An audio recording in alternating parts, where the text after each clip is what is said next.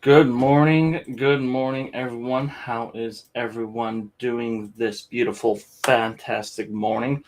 Welcome to Passion, Purpose, and Possibilities. I am your money mindset dream big coach and podcast host, Kenny Ingersoll. Thank you for tuning in. All right, just getting a few things set over here.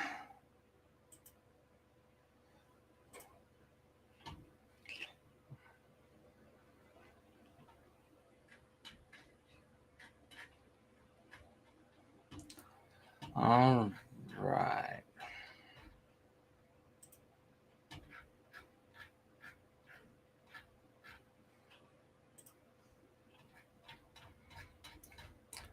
All right, one moment here.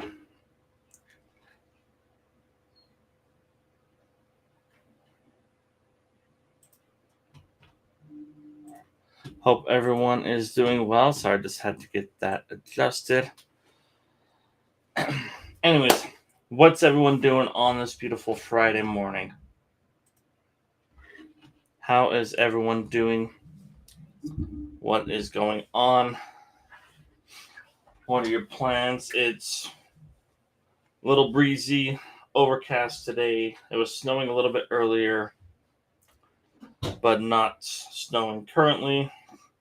Otherwise, a beautiful morning. So, hope everyone is doing well. What are you doing today? What's the weather like here?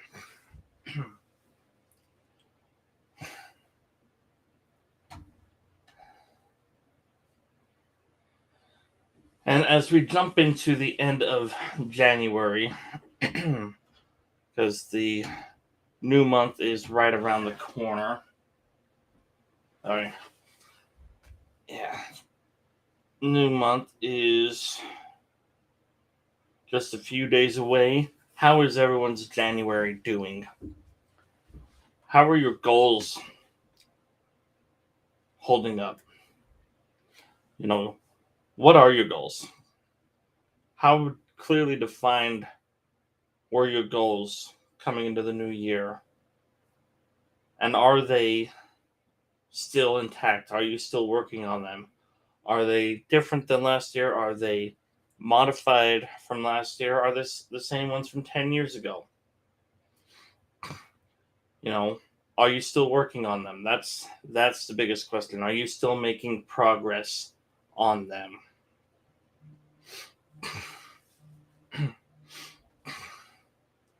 Sorry, one second here.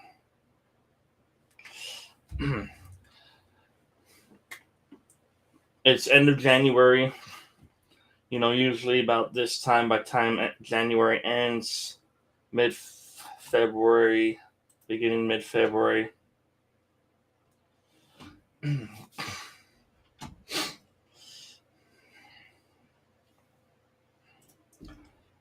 um, it they seem to fall off. They seem to fall off. Sorry, one second. I gotta send a message here. Um,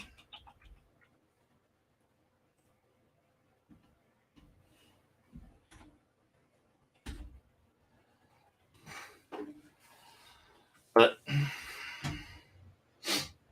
so are yours still intact? And do you read them every day? How often do you read them?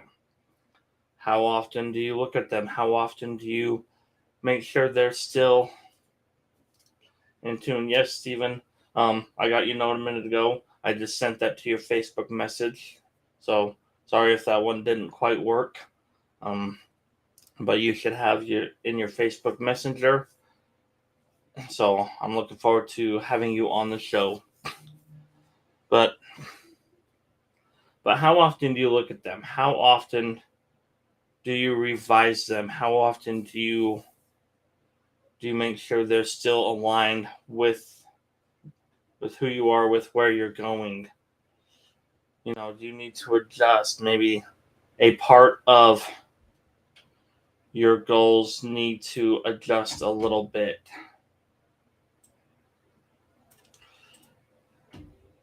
You know, where are you at with that? Um, I've got my goals. You can't see it just off camera is one of my vision boards. I look at my goals multiple times a day. I read them out loud multiple times a day with feeling, with energy, and I envision myself in the place when those goals are complete. And I'm constantly tweaking, if necessary, my course of action towards accomplishing those goals.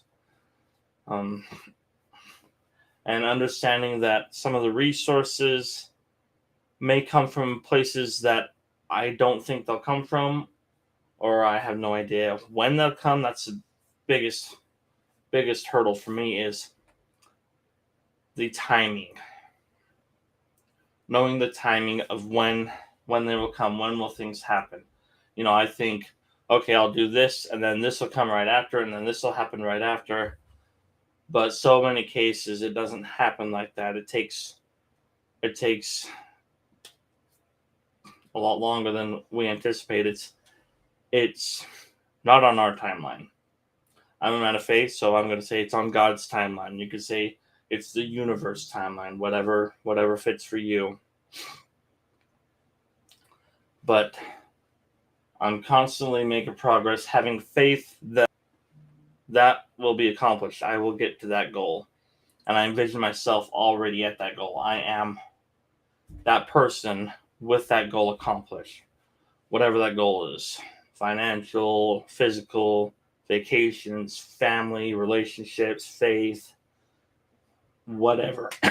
Whatever those goals are, I envision myself as the person I would be with all those goals accomplished.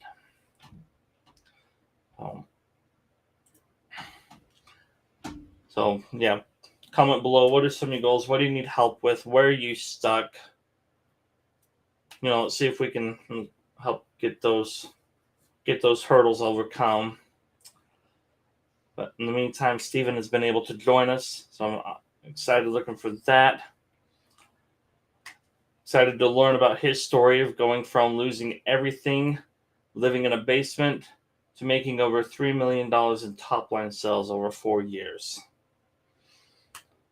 I'm sure he had some goals in mind, and now I'm excited to learn from him, to hear his story, to hear his knowledge. And without further ado, Stephen Pemberton. Hey, Kenny, how are you? I'm doing fabulous. How are you? I'm doing great. Thank you so much for having me. I'm excited to be here. I just wanted to say I loved what you were saying just a minute ago, talking about, because I'm a man of faith as well. So when you're sitting there talking about not your timing, but God's timing in certain things, and you're sitting there casting this vision, looking at your vision board and envisioning yourself as that person, I think that that's so wildly important. Yeah, absolutely. Because so many times we have the vision of ourselves in our current situation. Yes.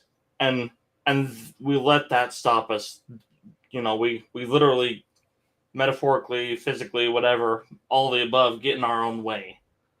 It's as if a mirror image of me is standing right in front of me, pushing me back if I let it. So thank you for that. You're welcome. So yeah, and it's so important to have that vision, that different mindset, that different approach, and knowing that you can get there, having the faith that you will get there. And it may not be on your timeline, and the resources may not come when or how you think they come. Exactly. I've experienced that in a multitude of ways. And but again, I want to thank you for that. And I want to, for all the people watching, that is so key, is not to just dream. I think so often we dream about what we want, but actually envisioning yourself is a little different. It's not a dream. Well, hopefully one day I can go to the beach in Hawaii. It's like, no, put yourself on the beach in Hawaii. What does it feel like? What does the ocean smell like? What is it hot? Is it cold? What does it feel like? And because just being really practical, I know that still sounds woo woo, but for the longest time, I used to envision myself walking through mansions and just walking around, at least 5,000, 6,000 square foot homes up to 10,000 plus. And I just thought, okay, if I ever have the opportunity, this is what I would do. This is what it would feel like. This is how the wood would feel.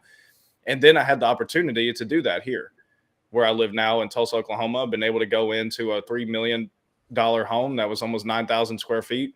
And what was so crazy is it was me and my wife, and there was another couple there. And for us, we'd been doing this for so long that we're like, oh, we don't really like that. We don't really like this either. We love this. This is cool. But the other couple was just blown away at the square footage because they had never put themselves there.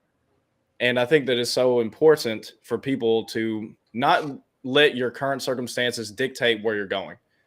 Don't let your current circumstances, the way that life looks right now, don't let that dictate what kind of life you're going to have in the future.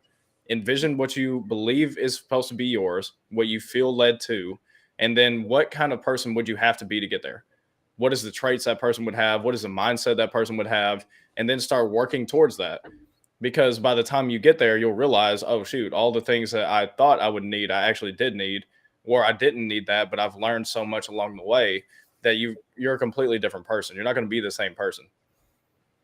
Yeah, total life changing experience, and a movie, Over the Hedge, comes to mind. I love that movie. Yeah, all these animals, if you know that are so used to eating the pine nuts and acorns and whatever they eat, and then the raccoon opens that bag of chips.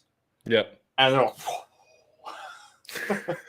like, and then especially Hammy when he gets the cookie. Yep. It's like, holy cow. And then they go see all the food at the houses. Mm-hmm. And then, just a whole new world opens up to them of possibilities. Or another analogy that's often used is getting on top of a mountain peak where our view down here at halfway up is only so far. Yep. But once you get on top of the mountain peak, it goes on. It's like a whole other world and then some. So reaching out, tasting those visions. You mentioned the beaches of Hawaii at first, and like, okay, my first thought is if you can't go to Hawaii today, go to the beach of a lake nearby, or even a river or something. Go to the beach of California or Florida or whatever coastline is closest to you, or find a lake, and then start there. Okay, maybe Hawaii is kind of like this, but I envision this as well, or just start getting there, and then go to the ocean if you can't quite make it there today, sort of thing, whatever. But just start. So yeah. I love that, and I think that's a perfect tieway into the intro I used of how did that feel? Maybe it wasn't at the same time, but going from a basement to a multi-million-dollar 9,000 square foot mansion. So A, we didn't buy that home. But B, no, but just seeing it, like, yes, okay, I'm living in this basement. Yeah. And then I'm looking at this house. Who am I? What the heck am I doing here? Well, the thing is that, and this is not prideful what I'm about to say, is because I've been seeing the vision for my life and actively working towards it for the past at least 5 years. But I envision myself as $100 million a year business owner. And I envision myself with the mindset I need to have, the characteristics, the network.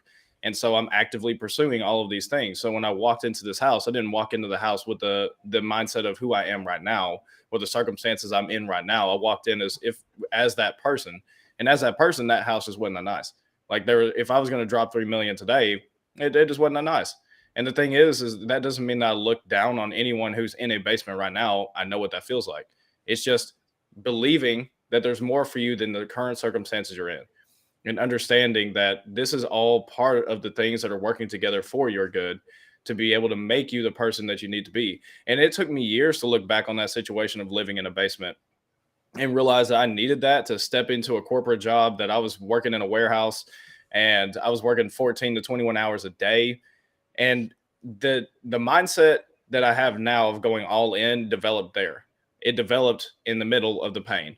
It developed in the middle of the basement. It developed in the middle of a rocky marriage. It developed then, not when everything was good.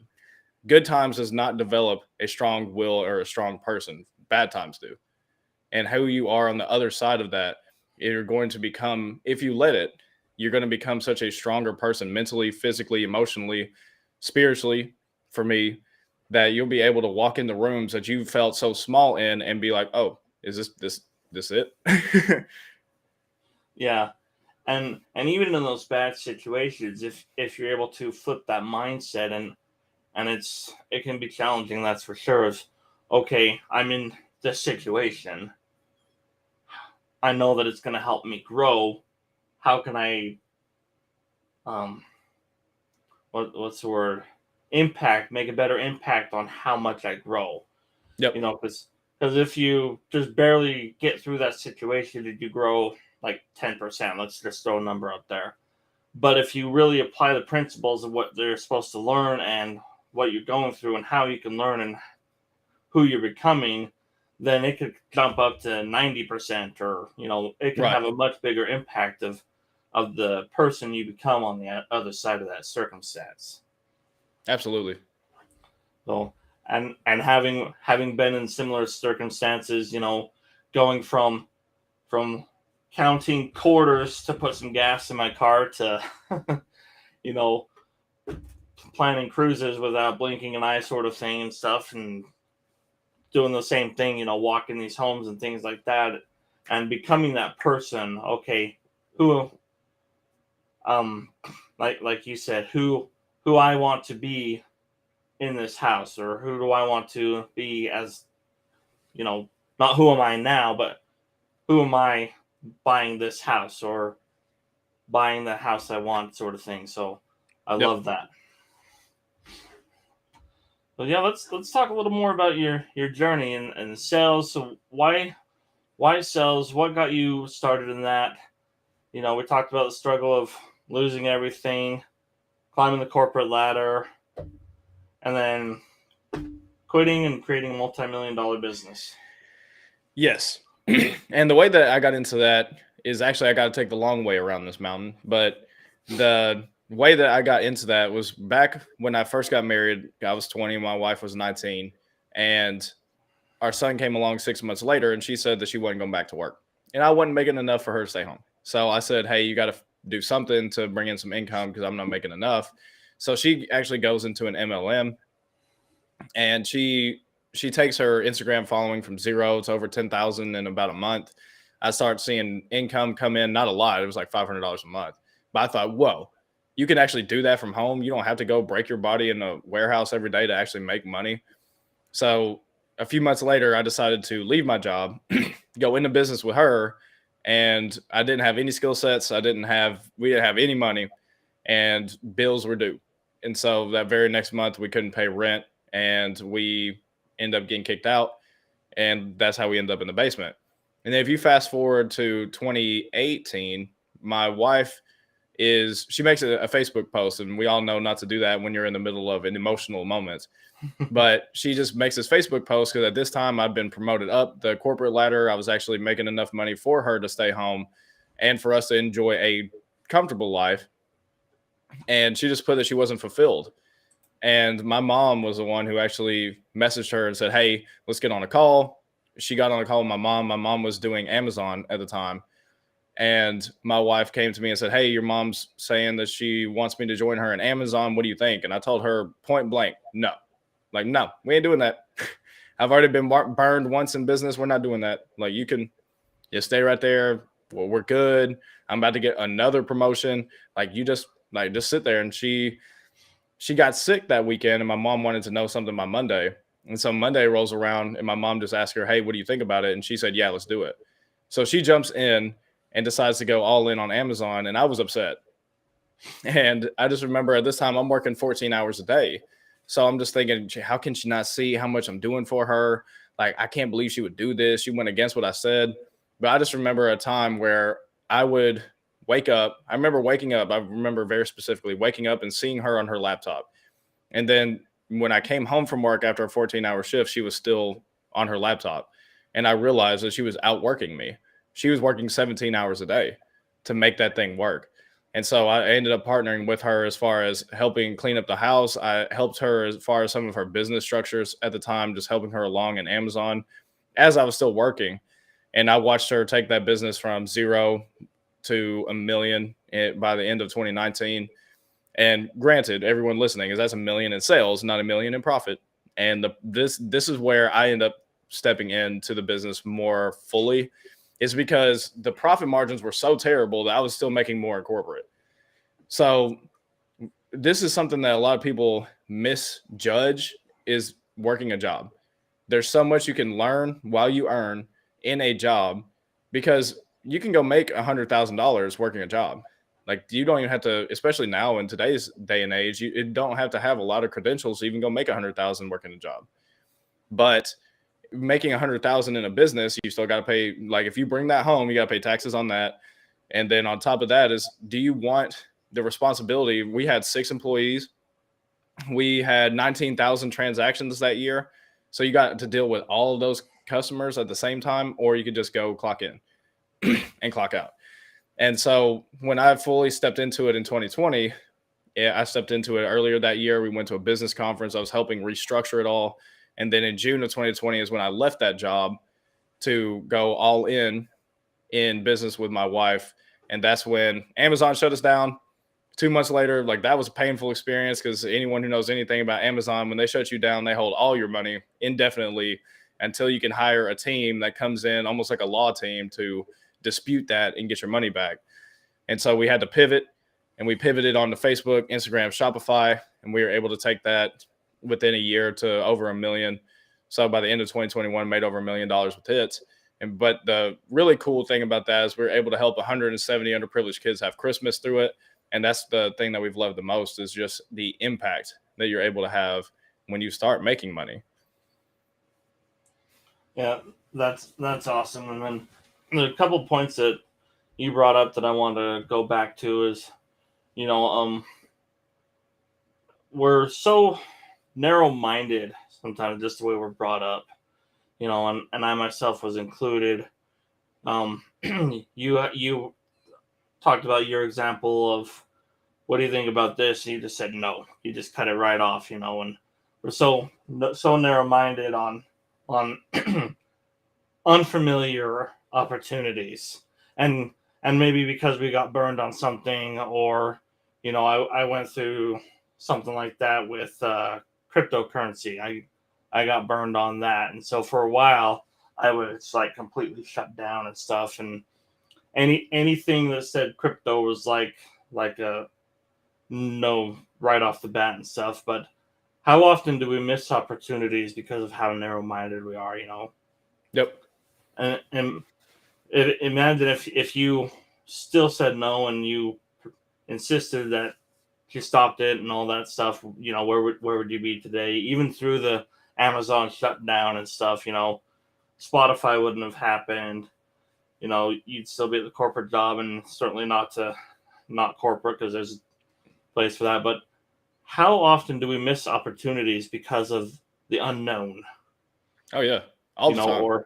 Or we know about it, but we're not as familiar, or we've heard this from this person, or, oh, my buddy's friend tried that, and but we don't look into it legitimately ourselves. I get a lot of that with business I'm in, and oh yeah, I did some research and I read a lot of bad things on it. I did the Google research, and I heard a lot of bad things about your company and stuff. I'm like, well, I don't tell them this all the time, but the fact is, you can Google and find something bad about it. Yeah. But we miss so many opportunities, not just in business, but in life and growth, because it's scary and unknown, or past experiences. And I was talking about this a week or two ago with one of my previous guests. We get burned on the stove as a kid, and then that unfortunately stops some people from ever touching the stove again. Yep. But then on the other hand, you get some world famous chefs that had the same experience. They just decided to look into it better and give it a different chance. And okay, why did I get burned? What happened that caused me to get burned? What can I learn from it? Versus, oh, I got burned, don't touch it. Yep. Yeah, absolutely. So I love that. And and like you mentioned before, using those experiences to grow you versus hold you back. Yep. And that's the thing is that's why I honor my wife whenever I get on these calls is because or whenever I have the opportunity to speak anywhere is because Stephen Pemberton doesn't exist without her. I don't. I'm not here. Like I'm not. I'd be working because of how I grew up, how I was raised, I'd still be working a job. Just plain and simple. That's because there was so much security in it. That was where my comfort was. And even though I always knew that I was meant to do bigger things, I was scared. And so I just put the blinders on, like you said, and I would just rather be scared and comfortable than to be scared and move forward into something that could not only impact me and my family, but a lot of other people's families for the better. And that's again going back to it. It's like that's why I just honor my wife in it because so many times people do that. I'm very guilty of that in the past. Is put the blinders on. I don't want to see it. I don't want to hear it. Let me just stay in my lane. Let me just stay where I'm at. Don't try to help me be anything else. Don't try to call me any higher. Just let me be mundane. Let me be average because I feel good at average. Because to be extraordinary at anything takes a ton of work. Everyone you see in sports who is in the NFL, NBA, MLB, they didn't just get there because they had raw talent. They actually had to put in the work. They had to go to the gym. They had to hire a trainer. They've had to do things that 99% of people will not do. That's how they became the 1%. And I just that's the biggest thing that I want for the people around me is I just call them higher. Not to go into business, not necessarily, but what's your purpose? What do you feel led to? And then just calling people out of just being comfortable right where they're at. It's like, okay, a great example is one of my friends is he's like, man, I feel led into ministry. And okay, if you feel led into ministry and you've seen visions of that and you've envisioned yourself as that, what steps are you taking to get there? Well, right now it's like, don't tell me you have a vision for your life, but you don't want to move towards it. You might as well just put a picture on the wall and just look at it every now and then because you're not moving towards it. I call people higher by saying, hey, why don't you just do this? Like, just do one thing. I'm not trying to get them to quit their job or quit what they're doing and just full steam ahead. It's like, just take a step. Even if you're scared, just take a step. And even if you take that step and fail, even if you take that step and it sucks, you're learning from it. And this is one thing too that most people overlook is any opportunity that you step into, unless you've done that opportunity similarly in the past, you're going to suck. You're just not going to be good. You have to be okay at sucking until you get good. And once you get good, then that's where the real fun begins. But there's so much you get to learn. There's so much character traits that come out in the middle of not doing it well. That's even what I've had to tell myself in the midst of doing sales calls, in the midst of doing organic outreach calls and all these other things is you got to be okay with people, not liking you. You got to be okay with people not responding to your messages and realize that that's not them taking shots at you as a person. Maybe they've just been burned in the past. Maybe they've had bad experiences. And at the same time is you have to realize where your value lies. My value does not lie in a person. It doesn't. And so when it doesn't lie in a person, I am truly just there trying to serve them because I feel like I have a product that can help them at a high level. So when I show up on those calls, I'm not saying, okay, for $9.95, you can get this. It's like, no, how can I help you? Okay, you're trying to do more podcasts? Great. I know somebody. I just got off of one. Oh, you need to network with someone to do a landing page? Great. I know somebody. Oh, you're trying to do a trade show? Cool. I know someone. And I just think that people grossly underestimate what adding value and helping other people can actually do, not only for them, but their business. Yeah. And there's so many ways you can add value that look so small or seem so meaningless, just making a connection.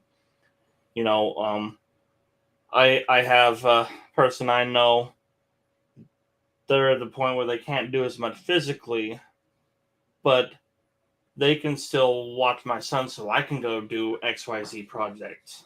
Yep. And that right there is huge value. Or someone can make phone calls while I'm in a meeting or doing XYZ project, or giving someone a ride is huge value that you don't even think second thought of, kind of thing. So many ways we can add value, and getting out of the microwave mentality or the instant gratification, instant return. Yep. And moving more into that abundance mindset.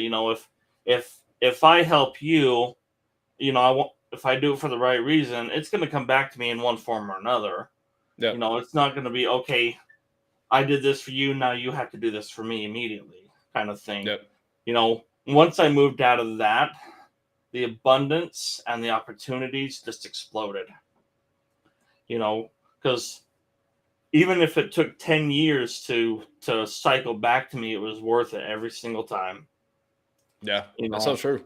And the growth and stuff, like you talking about, getting out of your comfort zone, and your safe job, the security and comfort and stuff that we like to be in, or whatever, and then they call it the Netflix and chill as well. Yep.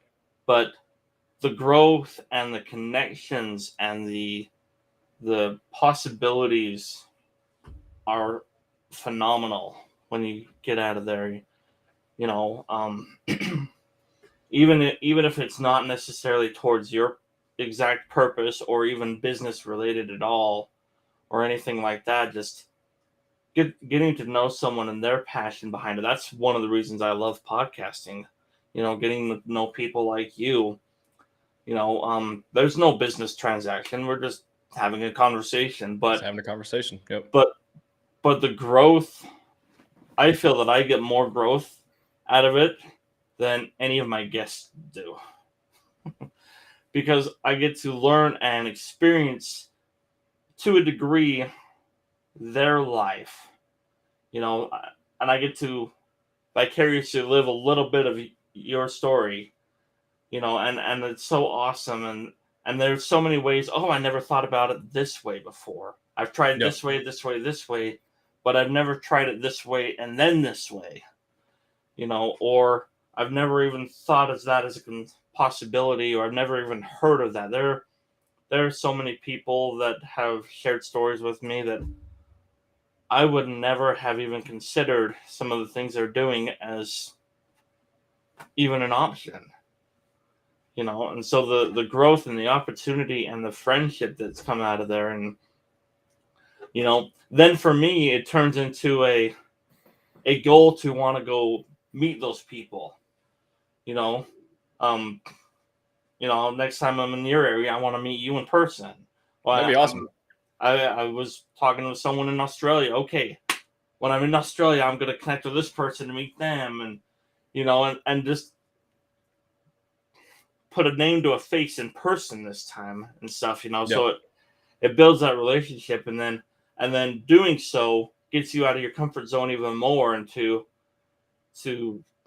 get to know them better, but also to, okay, now I got to put these things in place to go to that person, and then, or whatever it is. I'm not stuck in my comfort zone behind my computer anymore. Now I got to physically go out there or physically do this XYZ. Oh, there's so many things that you've brought up just in that few little minutes of conversation we've had. So I love it. Yeah, I mean, I've been doing some discovery calls this week, and yesterday there was these two people who have been in business for decades, like decades and decades and decades, 30 plus years, both of them. And they both, just through telling their story, changed my perspective on what a business could be in moments. I mean, it was a 30-minute call. It was as long, it hadn't even been on here 30 minutes yet, but just as long as this live stream has been going, my mindset was changed forever just through a conversation. So even if you need finances in the moment, do not underestimate how much value you're getting from a conversation. Because even if it's not helping you pay the bills in this moment, just realize that who you just networked with and the information you got can grossly pay you much more in dividends down the road than anything you're getting in the moment. And that's even what I realized with both of those people is they just spoke into my life, into areas where it's like, man, I don't know about this in business. Like, I don't understand this in business. And they were like, oh, well, have you looked at it this way? No, I've never looked at it that way. Yeah. And then both of them did that. And just those little tweaks made the biggest impact for me. Because there's blinders we have on, we don't even know we have on. Yeah. There's areas that we're blind in that it's dark in because we just don't understand. And we don't even realize it's there until somebody calls it out. And typically it's somebody who's a little, even if they're only a few steps ahead, they have to be a little bit ahead to say, hey, why are you heading that direction? Have you thought of it this way? And when they say, have you thought of it this way? It's just like, oh, shoot. And it's as if somebody just turned the lights on in that room for me. And now I see how to grow a business, how to scale, how to look at sales calls in a completely different way just from two conversations. Yeah. And at this point, they probably almost thought nothing of it. It's like, oh, yeah, no big deal. Yeah. You know, Yeah, that's what they was like, like, okay. Yeah, my mind was blown, especially with this one gentleman, because I believe he was in his 70s, and he's been an entrepreneur since he was 18, and his dad was an entrepreneur. So just hearing those stories about his dad having an eighth grade education and starting up retail stores in Hawaii and what that looked like and how he ran them efficiently, it was just crazy. And then how this guy was able to climb into businesses and exit a lot of businesses, and how he was able to scale a multi-million-dollar business with just him and a computer. And I'm just like, I don't know if I trust that. Then he explained the whole process of how you would do it, or how he does it, how his structure looks like, and I was just blown away. But for him, is he just laughed that I was blown away, because he's also a professor for entrepreneurship at William and Mary. And he just laughed because he said, yeah, I've been doing that since 1997. So something that he's been doing for how many years is that? Almost 30 years now. For me, and I'm almost 30, so almost my entire life, he's been doing it. And for me, I never saw it that way, because I've never seen anyone talk about it through, because all the ads you see is, hey, join my course on how to get super uber successful in e-commerce, or here, join my high ticket program, or whatever it is. And it doesn't explain business structures. Most of them aren't going to explain how to actually structure your business. They're just going to teach you how to do sales, which is a great skill. They're going to teach you how to do e-commerce, which are skill sets to learn in that. But e-commerce is such a rough seas when you're out there, that it's really not worth it in the long term, unless your main goal is just to make money. If you feel uber fulfilled through making money, then e-commerce may be the right route for you. Awesome. Yeah. And, and again, like I was talking earlier, what are your goals? Yeah. What are you going for? Is your goal to make money, just to make money, or is your goal to make money to do X, Y, and Z? And something else that's helped me years ago is, and you talked about making the calls or doing the uncomfortable things and stuff. Do you look at it as like a have to do's, or do you flip the mindset of, okay, I do this so that I can have this? Oh, I'd always think of it as I get to. Even when Yeah. I'm a volunteer and I'm serving with an organization, it's not I have to do this, it's I get to do this. Because the thing is it's not forever. In this season, it's just, okay, I'm doing organic outreach. I want to make sure I have a good lead flow that can come organically before I just start dumping thousands of dollars in ads to generate the same amount of leads. I could just figure out a great way to do it, SOP it out as I'm doing it. So then I can just put somebody in that place to do it for me. And then I can move on to paid traffic, or I can move on to figure out another lead flow intake. There's just so many different things that I just realized I get to, because I just remembered only 2.5 years ago where I had to go to work every day, had to, because just to pay the bills. I believed in my mindset I had to do it. I hated the job. I never went there and was like, man, I just love it today. Because I hated it. And so the fact that I get to do this every single day is incredible. And it's a blessing, because I get to dictate my schedule. Yes, this week is crazy. I have had like 30 discovery calls, but I get to. And at the end of the day, I win either way. If they sign up, amazing. If I can help them with what I have, great. If I can't, okay, here's someone I know that can help you. And at the same time, just the same way you're having this conversation, is I learned so much through that discovery call, and I'm making a deeper network that you never know what could come out of that. I remember there was a story that came from Tony Robbins, where Tony Robbins was talking about, and he was doing pretty well at the time.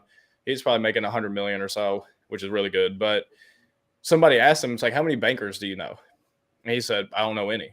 And he said, okay, you need to go network with bankers. And so that's what he did. He just went and networked with bankers for like 3-4 years. And then nothing came from it for 3 to 4 years. And then one day he gets a phone call And these bankers and top executives at IT companies, they called him and said, "Hey, we have a deal on the table. We need you to fly to New York right now." And he said, "Why?" And they said, "Get here now." And so he got on the plane, flew to New York, and it ended up being a $300 million deal. So was it worth going 4 years with nothing? Nothing came from it. No referrals, no nothing. But he made 300 million. And then now they do business deals all the time because now they trust him because of how big that one deal was. They knew he was good on it. And I just think of life that way is the same as you said, is it may not come back today. It may not come back tomorrow. It may come back in a decade. But when it comes back, it's going to come back in such a powerful way that you can't deny that it was worth it back then. Even when back then, maybe you needed them to close the sale so you can make the money right then because you had bills to pay. When it comes back 10 years later and you've transformed in character and it comes back, that's typically when it comes back in such a bigger way that it really does runneth over in a sense where it's, man, I never could have imagined that it would become this. I just thought I was talking to somebody and they turned into CEO of a multi-million dollar company. And now they're offering me a part-time partnership where I can make up 10 million a year. It's like, how did that even happen? And that's a completely made up scenario. But I just think that that's so powerful how those things can happen as long as you take the monetary value off of every conversation, because each person is a person. Each person has a life. Don't look at them as a ends to a means. Like, no, you're a person. Let me get to know you. How can I help you? And then just add the value, because as you said, it'll always come back around in some form or fashion. Yeah, and it'll prove itself. So just follow that and serve. If you're just doing it to serve, and 99% of the time, if not more, how it comes back, like you were alluding to, far outweighs any monetarily gain you would have gained immediately. Yeah. And just like the Tony Robbins story you shared and stuff, and and even if it's not monetary, the growth, the network, the knowledge, the impact, the on and on and on.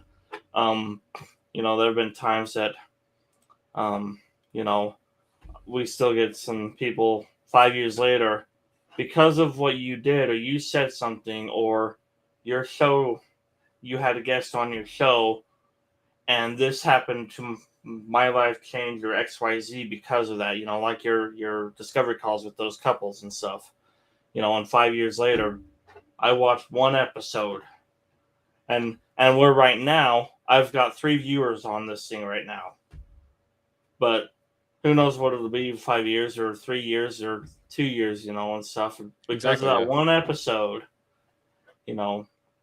so it's huge. So thank you for sharing all that. Where can people get a hold of you if they wanted to connect further with you, have some discovery calls, whatever? So the best places to find me is our website at holloco.com/challenges.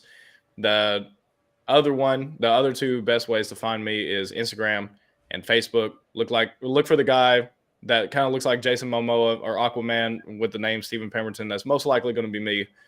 And the biggest thing I always tell people is that is going to be me. It's not my top sales guy. It's not a VA. You're not going to get hit with retargeting ads. That's just me. And if you ever schedule a call with me, the same person that I am on this live stream is the same person I'll be on the call. How can I help you? It is a discovery call. I want to discover what makes you you. Is there something that I do that I can assist you with? And if not, then who do I know that can? And I always want to make that abundantly clear because of the conversation we just had. I want to add the value because I never know.